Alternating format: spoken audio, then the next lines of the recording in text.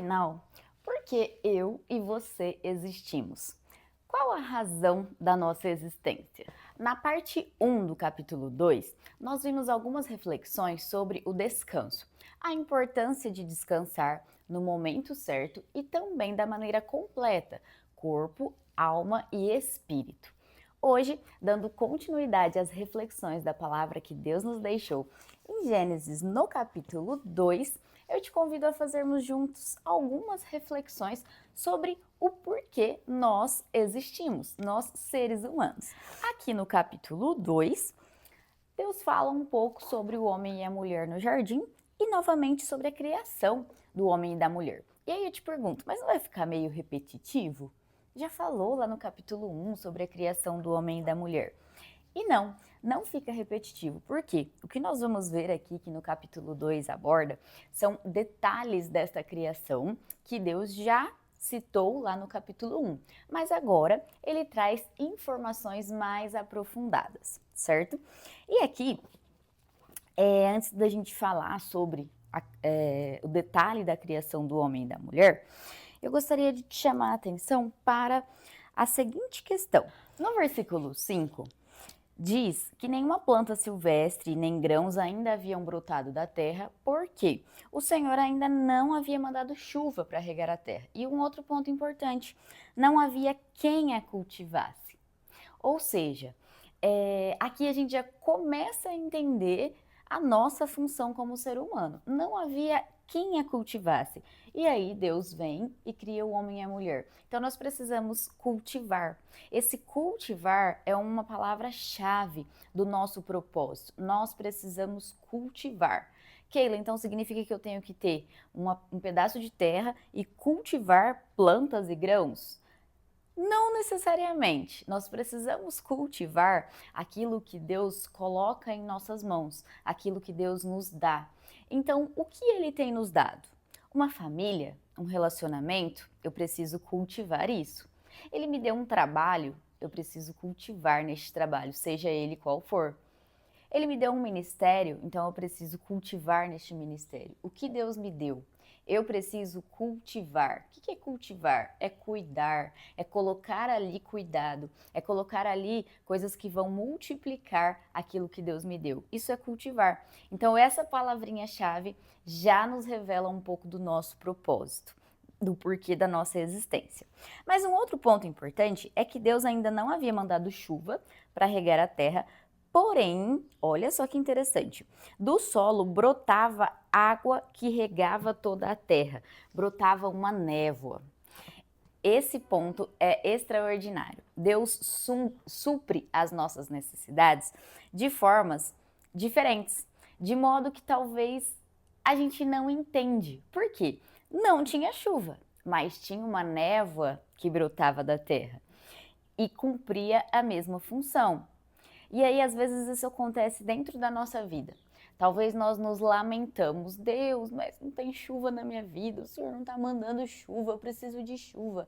Só que Deus está dando algo que tem a mesma função. Talvez na nossa vida tem uma névoa que brota da terra e que tem a mesma função da chuva.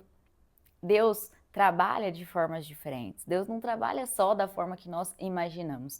Então nós precisamos estar atentos para ter o discernimento de como Deus está cumprindo as coisas na nossa vida, de como Deus está oferecendo as coisas na nossa vida, para que nós não venhamos a reclamar daquilo que na verdade Deus está nos oferecendo, apenas de uma forma diferente do que nós imaginamos. E o versículo 7 é um dos meus preferidos. Eu acho muito lindo porque ele diz que o Senhor formou o homem do pó da terra, né? Nós somos formados do pó, mas Deus fez algo lindo. Soprou o fôlego de vida em suas narinas e o homem se tornou ser vivo. Aqui, esse ponto é de extrema importância, porque sem o fôlego de Deus, nós somos apenas pó. É isso que nós somos sem Deus. Apenas com o fôlego de Deus nós temos vida de fato. Então, se eu não tenho Deus na minha vida, eu sou pó. E se eu tenho Deus, aí sim eu tenho vida. Inclusive, uma curiosidade, né? Nós sabemos que Adão foi o primeiro homem que Deus criou, este homem que Deus formou do pó da terra. E o significado dessa palavra, né, Adão, que no seu original é Adam, significa homem, ser humano ou terra vermelha. Ou seja, o nome traz a sua própria origem, que nada mais é do que pó, do que terra. Então é isso que nós somos, sem Deus. Às vezes existem momentos que nós questionamos, né? Parece que a vida não tem sentido. Por que que eu preciso fazer isso? Parece que a vida é só sofrimento. Por quê? A gente busca, né? O ser humano tem essa tendência de buscar o sentido da vida. E quando a vida está sem sentido, é exatamente porque nós estamos longe de Deus. Porque com Deus é que a vida ganha o seu real sentido, o sentido verdadeiro. Porque está escrito aqui, né? Sem Deus, nós apenas existimos. Então, nós somos esse pó. A existência, por si só, não traz sentido. Agora, a vida, sim, a vida traz sentido. E nós só temos vida com Deus. Então, sem Deus, existo, sou pó. Com Deus, tenho vida, tenho sentido. E essa é a minha primeira oração em relação a este capítulo. Que nós possamos ter discernimento para entender como Deus está trabalhando na nossa vida, como Deus supre as nossas necessidades, que nós possamos enxergar que, mesmo que não seja da nossa forma, Deus está cuidando de cada necessidade nossa e Ele está suprindo cada necessidade. Então, que nós tenhamos esse discernimento para sermos gratos, mesmo que na nossa vida a gente não veja a chuva, mas que nós possamos ver a névoa e ver que Deus está cuidando de nós. E também que nós possamos sempre estar próximos de Deus, para que nós não venhamos apenas existir, né? Mas para que nós realmente venhamos ser vivos, ter fôlego de vida dentro de nós, ter Deus, seu Espírito dentro de nós. Então, na continuação, o Senhor criou aqui, plantou um jardim, colocou o homem que havia criado dentro deste jardim e fez brotar do solo árvores de todas as espécies, árvores lindas que produziam frutos deliciosos. Primeira dica: coma frutas. Deus criou as frutas das árvores para que nós comêssemos. Então, dica básica que está até na Bíblia: coma frutas. Ainda no meio do jardim, Deus colocou ali a árvore da vida e a árvore do conhecimento do bem e do mal, que terão funções importantes, né, ao decorrer aqui da história. Deus também colocou ali, né, na terra do Éden, um rio que regava todo esse jardim. Os rios, eles tinham grande importância e tem até hoje. Então, a segunda dica aqui básica: cuide dos rios, cuide da água. Né, os rios, eles nutrem as plantas que dão alimentos para nós, né? Então é essencial para manter a natureza existindo, né, e produzindo aquilo que Deus fez e que Deus colocou desde a criação. Então isso é básico, até na Bíblia, né? Coma frutas e cuide da natureza. A gente ouve isso tanto e Deus já deixava aqui desde a criação isso muito claro. E agora no versículo 15 tem a resposta bem clara que todo mundo procura, né? Por que eu existo? Especificamente aqui para os homens: cultivar e tomar conta do jardim, né? Como a gente viu lá no comecinho, no versículo 5. O Senhor Deus colocou o homem no jardim do Éden para cultivá-lo e tomar conta dele. E aí, novamente, né? Keila, eu tenho que ter um jardim para cuidar? Deus aqui, ele está mostrando que o homem tem a responsabilidade, que o homem deve ter o trabalho. Hoje, é muito comum nós ouvirmos as pessoas dizerem: eu existo para ser feliz, né? Eu existo para fazer o que eu quero e ser feliz nessa terra, porque a vida é uma só. A vida é curta, então eu tenho que fazer o que eu desejo. E nós vemos aqui, né, desde o início da criação, que esse não foi o propósito de Deus. Deus não criou a gente para fazer o que a gente quer, satisfazer os nossos desejos e ser feliz simplesmente. Deus deseja a nossa felicidade? Sim, mas Ele deu um propósito para nós, né? E aqui Ele fala sobre a responsabilidade, sobre o trabalho. Deus colocou ali o homem no jardim para tomar conta dele, para trabalhar, para cuidar, para cultivar. Então, existe um propósito além de simplesmente satisfazer os nossos desejos, né? Deus não nos criou para isso apenas. Versículo 16, mas o Senhor Deus lhe ordenou. Então, Deus colocou o homem ali, só que ele deixou ordens para que fossem cumpridas. E muitas vezes, hoje, né, o ser humano, ele não quer cumprir as ordens que Deus deixou. Ele só olha para os seus próprios desejos, né? E se esquece e não considera aquilo que Deus ordenou. Aqui, desde o jardim, nós vemos que Deus disse: coma à vontade dos frutos de todas as árvores do jardim, exceto da árvore do conhecimento do bem e do mal. Se você comer desse fruto, com certeza morrerá. Então, Deus ele dá a ordem, ele deixa muito claro o que pode e o que não pode fazer, e a escolha é sempre nossa. Isso desde o jardim até hoje. Ele deixa claro, mas ele dá a liberdade. Você pode escolher, porém tem consequências. Então, ninguém é desavisado, né? Eu não sabia que não podia fazer isso, Deus. Sim, nós sabemos o que Deus espera de nós e o que Deus deseja que nós façamos ou não façamos. Mas a decisão é nossa, porque Ele nos dá a liberdade. Nós temos o livre-arbítrio. Então, Deus ele mostra a consequência, que aqui será a morte, e Ele não nos priva, Ele não coloca uma barreira ali para que o homem não tivesse acesso, né, à árvore do conhecimento do bem e do mal. Não, ele nos deixa livre. Nós não somos escravos de Deus, nós somos filhos. Então, como pai, ele nos deixa ali escolher, ele nos dá esse livre-arbítrio e essa decisão é nossa, mas a consequência também. Nós colheremos, porque Deus é justo.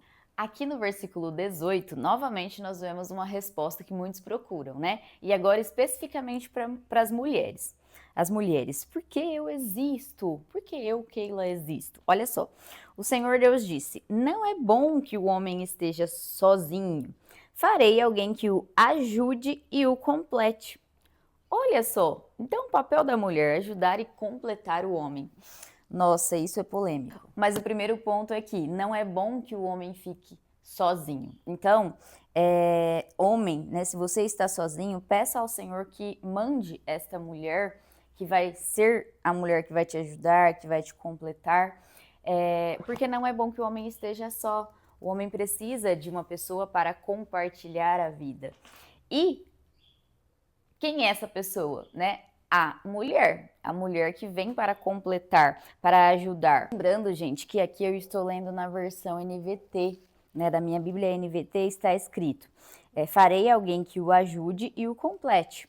Então, esse seria o papel da mulher. Mas nas outras versões, vou só ler aqui, ó, para vocês terem uma ideia. Essa outra Bíblia aqui, ó, é a versão Revista e Corrigida, Almeida Revista e Corrigida, que é a minha primeira Bíblia.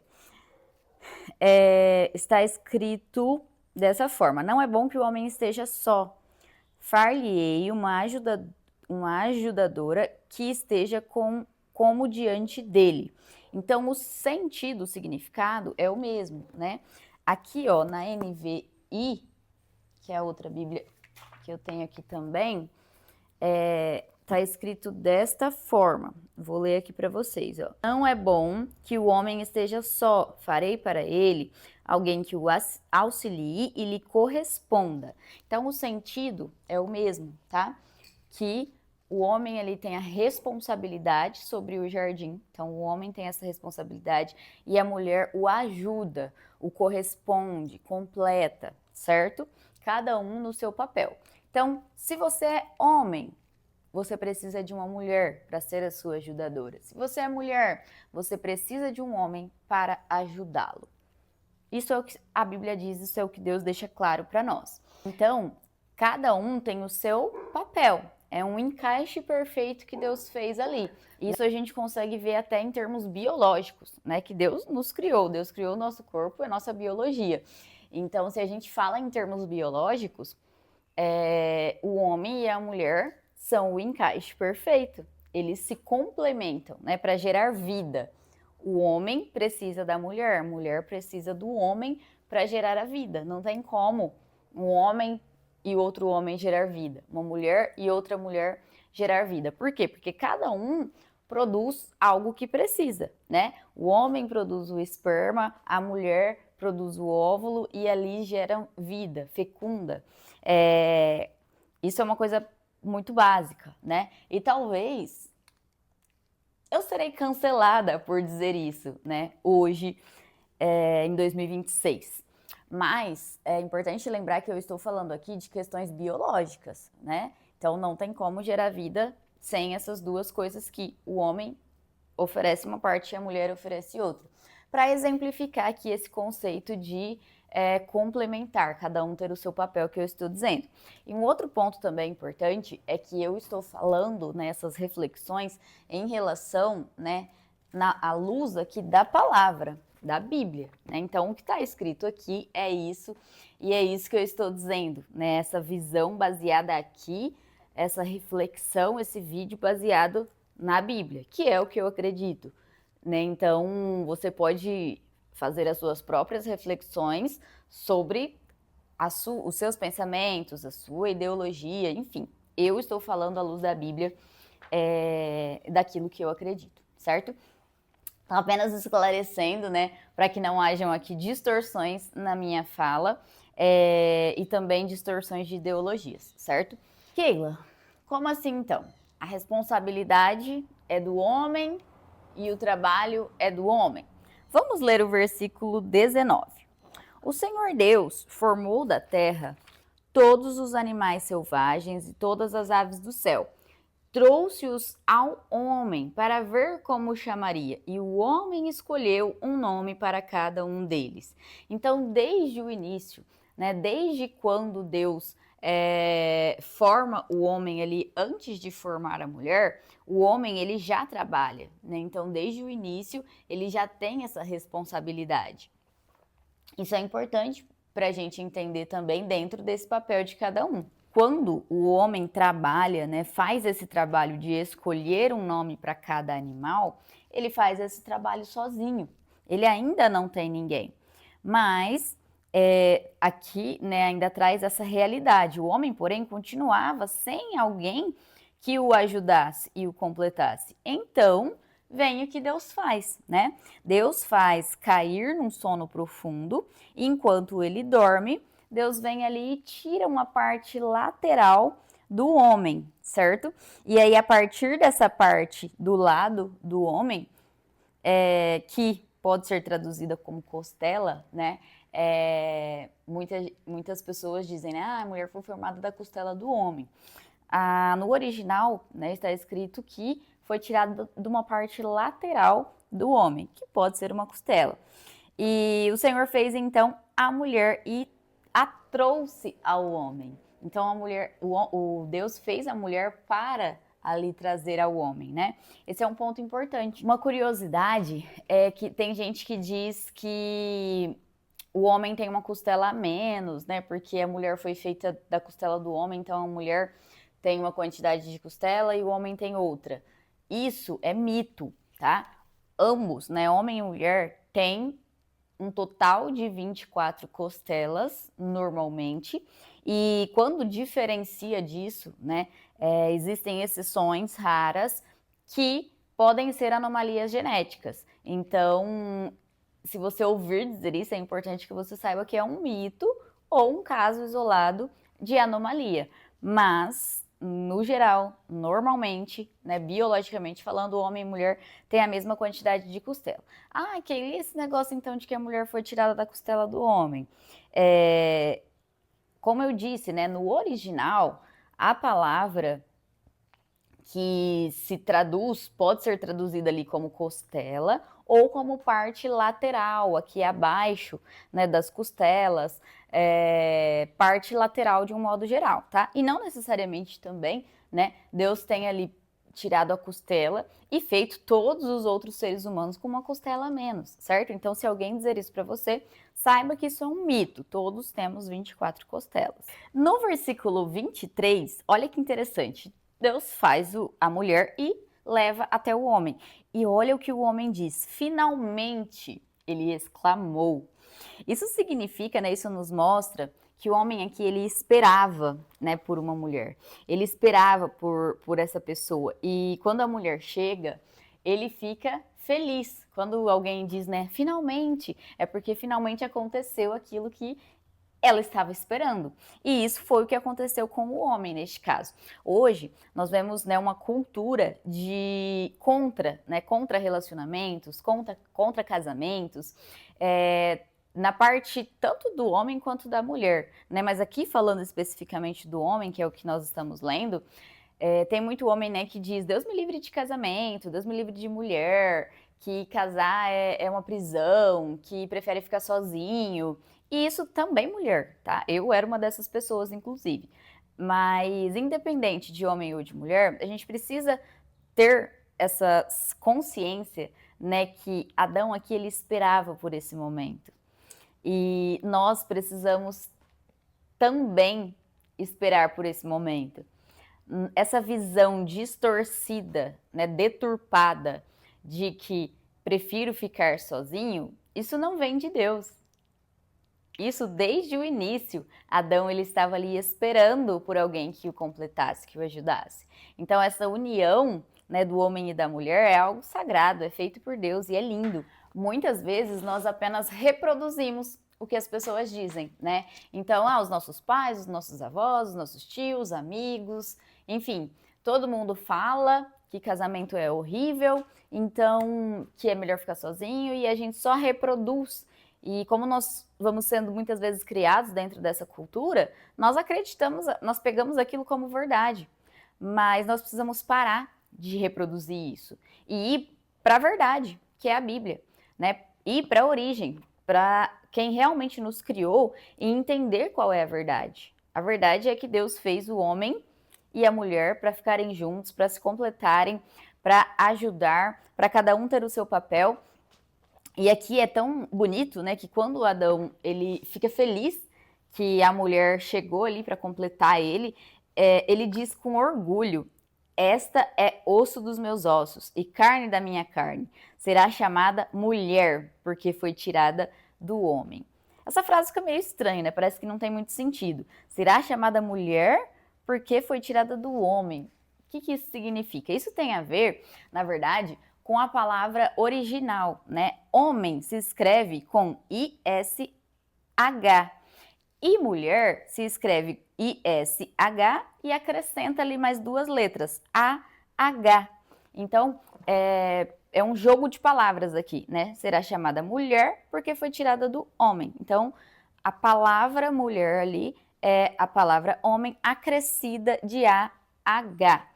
E aí tem um outro ponto importante também, né? Que alguns estudos dizem que esse AH que foi acrescentado no final da palavra mulher, no original, significa ali a abreviação do nome de Deus, que é Yahweh ou Yahvé, né? No original, Y-A-H-W-E-H. Ou seja, o elo, né, que une ali homem, I-S-H, e a mulher, I-S-H-A-H, é Deus. É a abreviação de Yahweh ou Yahvé, que aqui se dá por A-H.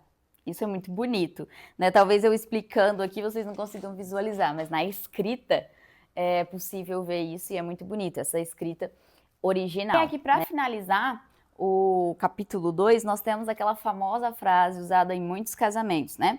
Por isso o homem deixa pai e mãe e se une à sua mulher, e os dois se tornarão uma só carne, ou se tornarão um só, sendo, portanto, Deus o elo desta união, que faz com que ambos se tornem um só. Como? Com Deus. Essas foram as minhas reflexões de Gênesis 2. Espero que também ajude você nas suas reflexões, nas suas orações. E se você não assistiu ainda os outros vídeos de reflexões deste livro de Gênesis, assista. Eu te agradeço, muito obrigada por ficar comigo até aqui. Curte o vídeo, comenta, compartilha, manda para as pessoas que você acredita que pode, né, aprender um pouco mais com essas reflexões e ajudá-las também em suas próprias reflexões. Eu já te agradeço, né, por ajudar aqui o nosso canal Que Deus derrame bênçãos na sua vida. Um beijo no seu coração.